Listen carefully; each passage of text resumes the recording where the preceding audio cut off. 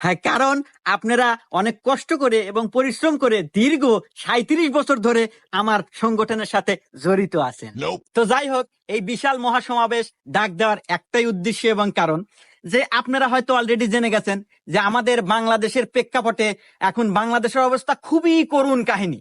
তো আমাদের উচিত একটু দেশ এবং রাষ্ট্র নিয়ে ভাবা, নিজেদের চিন্তা করলে তো শুধু হবে না।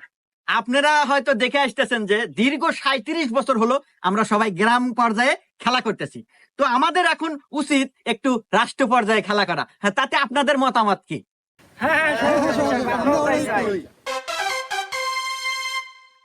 তো যাই হোক, আপনাদের উল্লাস দেখে আমার মনটা খুশিতে ভরে গেল, কারণ আপনাদের মনোবল অনেক শক্ত।